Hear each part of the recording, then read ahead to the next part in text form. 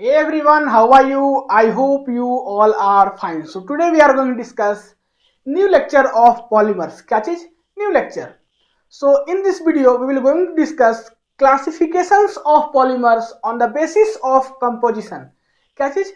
Classifications of polymers on the basis of compositions. तो पिछले 2-3 class से हम लोग क्लासिफिकेशंस पॉलीमर्स का पढ़ते आ रहे हैं और डिफरेंट बेसिस पे इसका क्लासिफिकेशंस देख रहे हैं। तो उसी में से एक और हम लोग बेसिस पे क्लासिफिकेशंस इस क्लास में देखेंगे on the basis of composition. ठीक है, हेडिंग बस आपको मालूम रहना चाहिए कि हम लोग क्या पढ़ रहे हैं, वो आपको आगे चल के बहुत हेल्प करता है।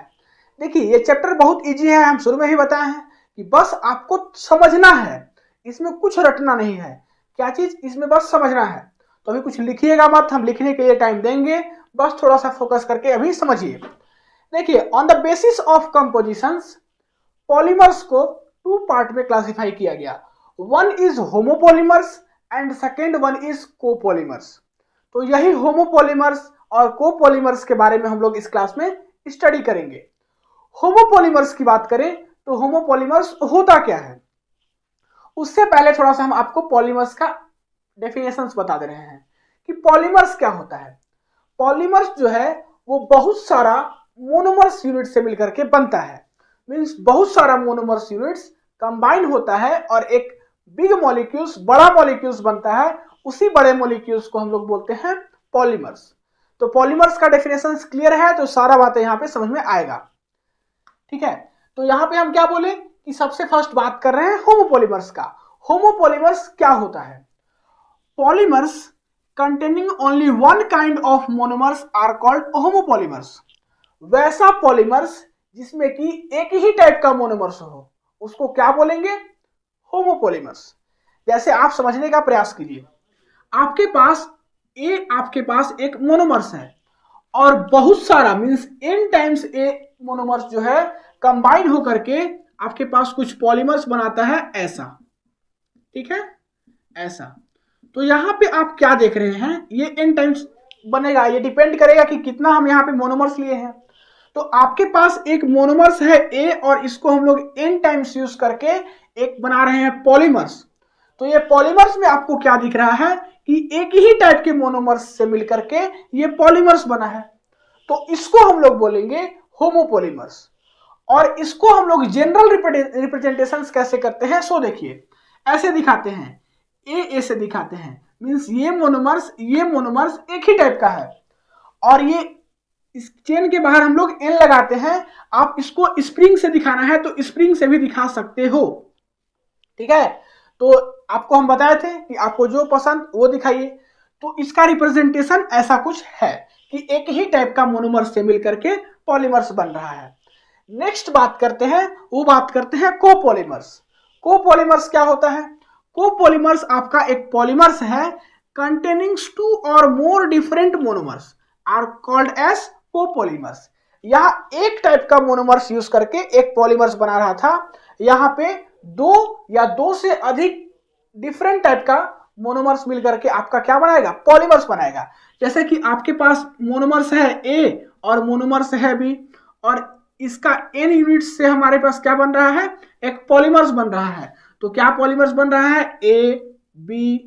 ठीक है, ऐसा कुछ बन रहा है। इसको आप लॉन्ग चेन में दिखा सकते हो, कुछ ऐसा दिखा सकते हो कि A B B, नहीं समझिए, ऐसा कुछ पॉलीमर्स आप दिखा सकते हो। तो इसमें आपका 2 टाइप्स का मोनोमर्स यूज हुआ, एक मोनोमर्स A एक मोनोमर्स B। तो इसको हम लोग रिप्रेजेंटेशंस नॉर्मली ऐसे दिखाते हैं कि A और B आपका 2 टाइप का मोनोमर्स इसमें यूज करता है। ये n डिपेंड करेगा कि आपके पास मोनोमर्स कितना है। ठीक है, अब हम लोग बात करते हैं कि कोपॉलीमर्स को फर्दर क्लासिफाई किया गया डिफरेंट टाइप्स में। वो कौन कौन सा टाइप्स है वो देखिए। सबसे फर्स्ट रैंडम कोपॉलीमर्स।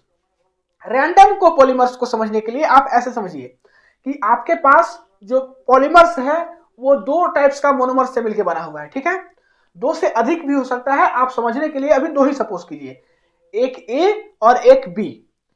तो A और B जो है आपका पॉलीमर्स में वो कैसा बना है? रैंडमली। ठीक है, कैसा?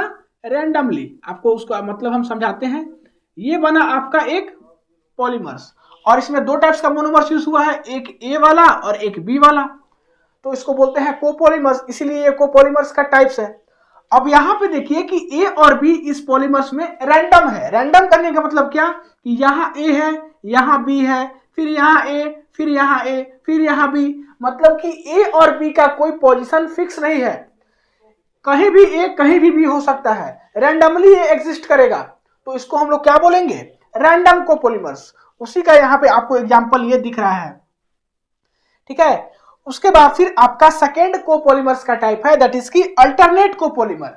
अल्टरनेट कोपॉलीमर्स क्या होगा कि एक आपके पास पॉलीमर्स में ए होगा तो फिर बी होगा, फिर ए होगा तो फिर बी होगा, फिर ए होगा तो फिर बी होगा, कुछ ऐसा होगा, तो इसको बोलेंगे अल्टरनेट कोपॉलीमर्स, ठीक है। रैंडम, अल्टरनेट, ये दोनों आपस में अपोजिट है। आप समझना चाहो तो बहुत इजी है, कुछ नहीं है इसमें। नेक्स्ट बात करते हैं ब्लॉक कोपॉलीमर्स। ये भी कोपॉलीमर्स का टाइप्स है। क्या होता है ब्लॉक कोपॉलीमर्स वो समझिए। देखिए आपको हम इसको भी समझा रहे हैं इजिली। आपके पास ए टाइप का मोनोमर्स से मिलकर के एक पॉलीमर्स बना, ठीक है, और बी टाइप का मोनोमर्स से मिलकर के एक पॉलीमर्स बना, तो इसको हम लोग बोलते हैं एक ब्लॉक हो गया, और इसको ही बोलते हैं कि ये भी आपका एक ब्लॉक हो गया। और ये पॉलीमर्स मींस ये ब्लॉक और ये ब्लॉक दोनों आपस में जुड़ जाएगा थ्रू केमिकल बॉन्ड, उसको हम लोग बोलते हैं ब्लॉक कोपॉलीमर्स। समझिए इसका डेफिनेशंस पढ़ रहे हैं। In block copolymers different polymer units are linked together through chemical bond. ये आपके पास दिख रहा है कि एक अलग ब्लॉक है, ये आपको दिख रहा है कि एक अलग ब्लॉक है, मींस ये एक अलग टाइप्स का मोनोमर्स से बना है पॉलीमर्स, ये भी आपका एक अलग टाइप का मोनोमर्स से बना है पॉलीमर्स।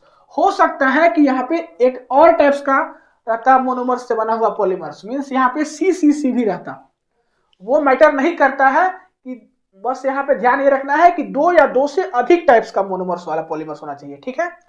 तो एक ए वाला हो गया, एक बी वाला हो गया, इसको हम लोग एक अलग ब्लॉक मानते हैं, इसको भी एक अलग ब्लॉक मानते हैं, और दोनों को कंबाइन करते हैं एक केमिकल बॉन्ड के थ्रू, और यहां से जो पॉलीमर्स बनता है इसको बोलते हैं ब्लॉक कोपॉलीमर्स।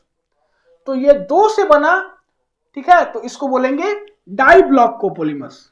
अगर यही ब्लॉक आपका तीन टाइप का होता तो उसको बोलते हैं ट्राई ब्लॉक कोपॉलीमर। जैसे ऐसे समझिए, ए रहता, बी रहता, सी रहता, ठीक है, तब इसको क्या बोलते हैं, इसको हम लोग बोलते हैं ट्राई ब्लॉक कोपॉलीमर्स। ये एक ब्लॉक हो गया, ये एक ब्लॉक हो गया, ये एक ब्लॉक हो गया, और आपस में केमिकल बॉन्ड से जुड़ा है। चार रहता तो क्या बोलते हैं, ट्राई के बाद टेट्रा, पांच रहता, छह रहता, ऐसे ही आगे हम बढ़ते जाते हैं। अगर आपके पास एन रहता तो क्या बोलते हैं, मल्टी ब्लॉक पॉलीमर्स। समझिए बात को। तो ये हुआ आपका ब्लॉक कोपॉलीमर्स। नेक्स्ट बात करते हैं ग्राफ्ट कोपॉलीमर। ग्राफ्ट कोपॉलीमर्स क्या होता है वो समझिए। In graft copolymers polymer units are linked with main chain of block polymers. देखिए ग्राफ्ट कोपॉलीमर्स को आप लोग थोड़ा सा ऐसे समझिए कि आपके पास एक मेन चेन है। मेन चेन कहने का मतलब कि ये वाला आपको जो दिख रहा है ये आपके पास मेन चेन है। ये क्या है, मेन चेन होता है, मेन चेन होता है। और इस मेन चेन में आकर के अलग से आपके पास चेन लगता है, ये वाला, ठीक है। मींस आपके पास एक मेन चेन है और उस मेन चेन में आकर के अलग से पॉलीमर्स लगेगा। सो इसी के चलते इसको हम लोग बोलते हैं ग्राफ्ट कोपॉलीमर्स। यहां पे सबसे इंपॉर्टेंट बात क्या है कि ये जो आपका मेन चेन है और उसमें जो है अलग से जाकर के जो चेन लगा है, ये दोनों का कंस्टिट्यूएंट जो है डिफरेंट होगा। कंस्टिट्यूएंट डिफरेंट कहने का मतलब क्या होगा कि मींस इसका जो मोनोमर्स यूनिट्स होगा वो इसमें अलग होगा, इसमें अलग होगा, ठीक है। मेन चेन का और जो अलग से आपका चेन लगा है दोनों का कंस्टिट्यूएंट ऑफ मोनोमर्स डिफरेंट होगा। मींस इसमें अलग मोनोमर्स यूज होगा, इसमें अलग मोनोमर्स यूज होगा, ठीक है। तो क्या होता है ग्राफ्ट कोपॉलीमर्स, समझ में आ गया। तो उम्मीद करते हैं कि आपको सारा बातें समझ में आ गया होगा। On the basis of compositions, कितना पार्ट में हम लोग क्लासिफाई करते हैं, 2 पार्ट्स में, homo and copolymers. And copolymers को फर्दर हम लोग क्लासिफाई करते हैं, दैट इज की random copolymers, alternate copolymers, block copolymers and then last graft copolymers. तो सारा बातें समझ में आ गया होगा। वीडियो को पॉज करके नोट कर लीजिए। मिलते हैं अगले क्लास में नए टॉपिक के साथ, तब तक के लिए पढ़ाई करते रहिए। All the very best. Video को पॉज करके नोट कर लीजिए।